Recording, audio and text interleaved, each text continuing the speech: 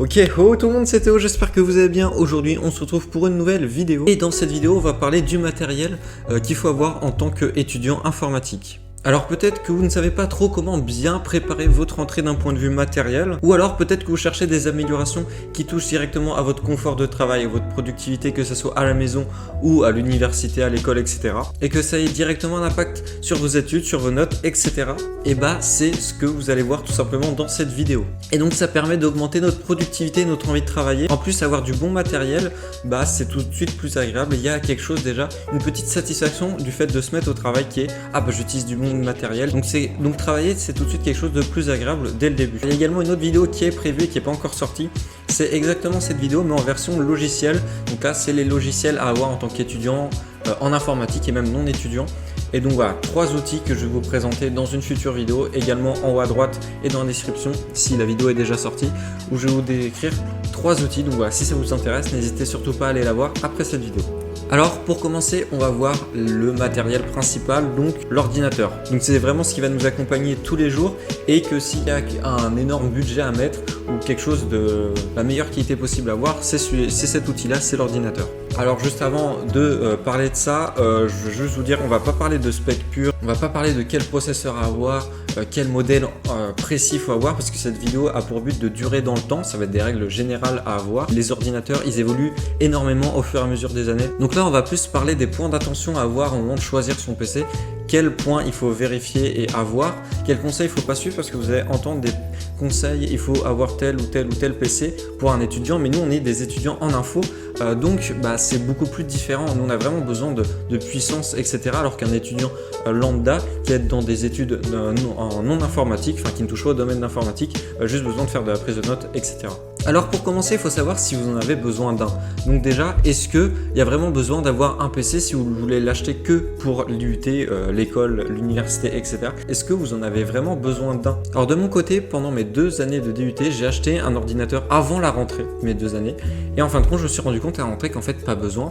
Personne n'en ramenait. Et en fait, vraiment pas besoin parce que déjà, on avait plusieurs salles informatiques qui étaient équipées et donc tout le monde utilisait ça. C'était très pratique. On n'avait pas besoin de l'avoir en plus de nos cours. Alors aussi, c'est important parce que pendant les CM, il faut savoir est-ce que pendant les CM, la prise de notes via ordinateur est autorisée. Moi, je sais que la plupart de mes profs de CM n'autorisaient pas les PC. Donc, bah, avoir un PC juste pour les CM, ça ne sert pas parce que 90% des CM, on n'a pas le droit.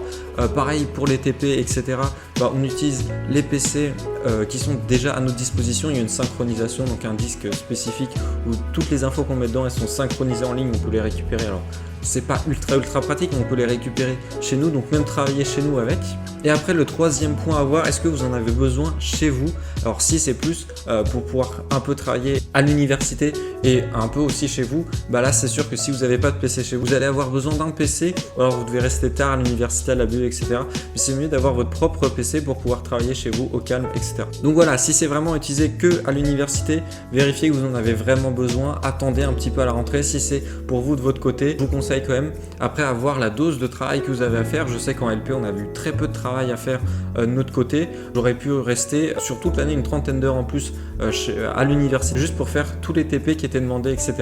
Donc un PC ne me servait pas réellement d'un point de vue de travail chez moi sur les études. Alors maintenant que vous savez est-ce qu'il vous faut un ordinateur ou pas, en tout cas les questions à poser, à se poser pour savoir s'il vous en faut un, vous avez deux solutions, soit c'est oui et vous continuez à regarder un peu la partie qui parle de tout, soit c'est non et vous pouvez passer au chapitre suivant qui parle un peu du matériel à voir tout autour. Donc là ça va pas être le PC mais plus le matériel clavier, casque et d'autres petits produits auxquels on pense pas forcément. Et puis vous pouvez également rester par curiosité dans ce chapitre si dans quelques années vous avez un choix à faire, sur quels critères vous basez. Donc voilà. Alors on va commencer par un conseil bidon, mais avoir un bon écran. Et moi je me dis oui, avoir un bon écran, bon c'est bon, oui c'est de base.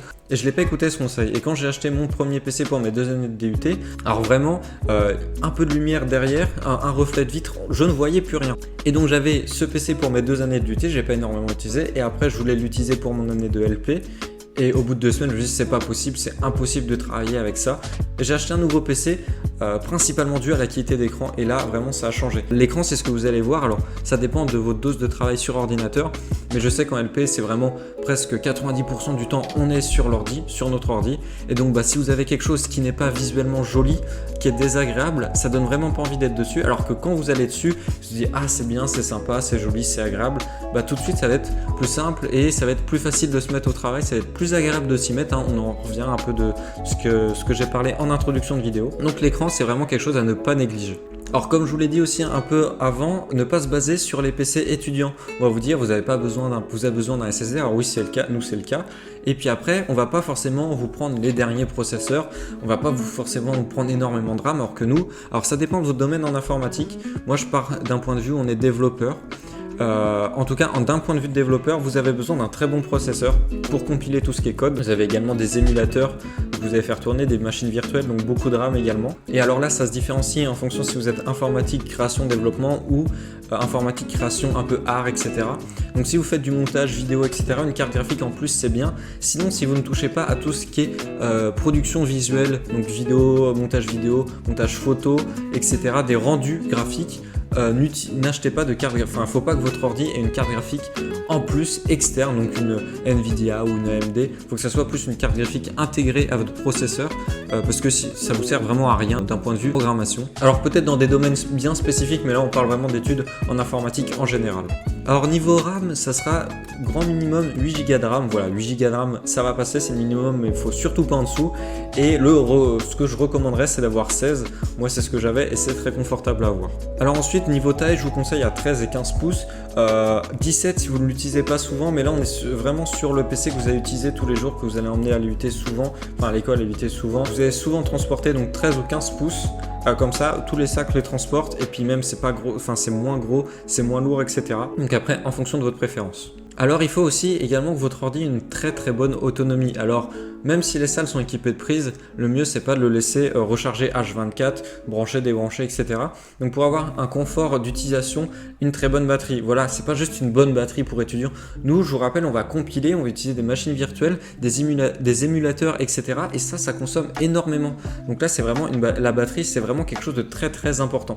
Alors petite pause pour vous dire, si vous appréciez bien la vidéo, n'hésitez surtout pas à vous abonner, à mettre un petit like. Si ça vous intéresse tout ce qui est étudiant, productivité, développement, etc. Dans les prochaines vidéos, on va voir tout ça, on va voir un peu de dev, de projet de dev. Et également d'un point de vue étudiant, organisation, cette vidéo en version outils, logiciels à avoir, comme je vous l'ai dit. On va parler un peu de Notion, d'Obsidian. Si ça vous dit, n'hésitez surtout pas à vous abonner, ça peut vraiment vous intéresser. Donc voilà, c'était la fin de ma petite pub. On passe tout de suite à la deuxième partie qui est le matériel que je vais appeler secondaire. Donc qui va pas être le PC en lui-même, mais tout ce qui peut graviter autour, qui peut être lié directement au PC ou même pas forcément lié. Déjà, on va parler en premier lieu des outils qui vont toucher à votre ordi, donc on va voir clavier, souris, etc. Si vous cherchez des claviers, des souris Bluetooth, alors ça va être plus pour le setup à la maison. Moi je vous conseille deux trucs de la gamme Logitech. Premièrement, on a le Logitech MX Case Mini ou le MX Case qui est très bien. Moi j'ai la version mini qui est plus facile à transporter, etc. Donc clavier Bluetooth rechargeable en USB-C, je sais plus trop où, là, ici. Rétro-éclairage, alors là il est désactivé. Multipoint, vous pouvez le connecter à 3 PC différents, etc. Donc très pratique. Et dans la même gamme, vous avez tout simplement la souris, hop, on enlève le petit cheveu, la MX Master 3. On va avoir un scroll horizontal, un scroll vertical, deux boutons ici, un autre bouton là, vous pouvez tout assigner et tout, c'est vraiment pratique. Et c'est la gamme, donc MX, c'est la gamme un peu productivité de Logitech, donc je vous conseille fortement cette gamme. Alors moi j'ai la MX Master 3, voilà, on va parler précisément du produit. Il y a la MX Master 2S qui est l'année précédente, qui fonctionne très bien. Moi j'ai pris la 3 parce qu'elle était moins chère avec les promos du moment, mais en fonction des prix, vous pouvez aussi aller sur la 2S, elle est très bien. Alors avec ça, si vous avez un clavier et une souris, quelque chose à voir qui est super pratique, c'est, alors attention, ça prend de la place, c'est un support pour ordinateur. Ça va surélever tout simplement votre ordinateur portable, comme ceci, vous voyez, vous le posez. Donc vous le posez là-dessus, vous voyez, il est un peu penché. Puis en gros, votre ordi, ça va faire but surtout d'écran et vous avez pu l'utiliser au niveau du clavier et du trackpad. Et donc vous allez le mettre devant vous, il va être plus à hauteur. Vous allez plus être comme ça, avoir la tête en bas, être plus courbé comme ça pour travailler. Vous êtes plus haut. Alors après, le positionnement change aussi, mais vous pouvez plus vous mettre droit et avoir l'ordinateur vraiment face à vous, face aux yeux. Le PC va peut-être chauffer rapidement avec les tâches que vous faites au niveau du processeur. Donc ça, c'est vraiment très pratique. Alors peut-être pas forcément amené en cours, hein, vous pouvez. Donc ça, c'est une version portable d'un support pour ordinateur. Vous pouvez justement simplement le démonter ici, vous voyez. Alors j'ai galéré, mais voilà, une fois démonté, vous avez tout simplement le produit comme ça. Donc dans un sac ça passe un peu mieux, alors ça va être un peu plus compliqué, mais ça passe quand même beaucoup mieux que le grand truc comme ça là, enfin comme vous l'aviez avant. Et voilà, donc c'est du métal, c'est bien, c'est pratique, vous avez des petites pattes anti-dérapantes et tout, je vous mets le produit en description si ça vous intéresse. Donc voilà, ça c'est un peu le matériel secondaire attaché directement à l'ordinateur qui vous aide à avoir une meilleure utilisation de celui-ci. Donc maintenant ça c'est quelque chose que vous pouvez plus facilement amener à l'IUT, c'est un câble HDMI. Donc voilà, votre PC a forcément un câble HDMI normalement. Et si vous allez dans des salles informatiques, vous pouvez tout simplement connecter votre ordi à un écran de la salle info et comme ça vous avez double écran, donc double screen pour travailler en développement, c'est très pratique. Alors aussi, si vous êtes fan un peu de musique ou vous travaillez dans des environnements assez bruyants, je vous conseille deux types de produits. Alors soit vous avez les casques à réduction de bruit active comme celui-ci, alors moi c'est un Bose NC700 qui est très bien, réduction de bruit active qui est parfaite. Soit vous avez des écouteurs à réduction de bruit active, là c'est les Google Pixel Buds Pro, si ça vous intéresse. Je vous ai fait une petite vidéo il y a quelques semaines là-dessus, la petite fiche en haut à droite hein, si ça vous intéresse. Et donc en fonction, soit vous pouvez acheter les deux types de produits, moi je sais que je m'en sers pour des usages complètement différents, mais si vous n'avez pas le budget ou vous voulez pas forcément mettre des centaines et des centaines d'euros, alors s'il y a un choix à faire entre les deux, les écouteurs si vous voulez courir, plus écouter un peu dans la rue, dans le bus, etc. en extérieur, moi je conseille les écouteurs, moi c'est ce que je préfère. Et sinon le casque c'est vraiment pour quand je suis sur l'ordi, pour écouter du contenu un peu de qualité, quand je suis en vocal sur Discord, etc. et que j'écoute ma musique quand je travaille. Donc voilà, vous pouvez acheter un seul des deux types de produits, ou les deux, en fonction de votre budget. Alors même si vous aimez pas la musique mais vous êtes dans un milieu bruyant, vous pouvez donc acheter ces produits là, donc casque des écouteurs à réduction de bruit active, vous n'êtes pas obligé de mettre de la musique, vous mettez juste la réduction de bruit active, et comme ça vous êtes un peu isolé du bruit qui vous entoure.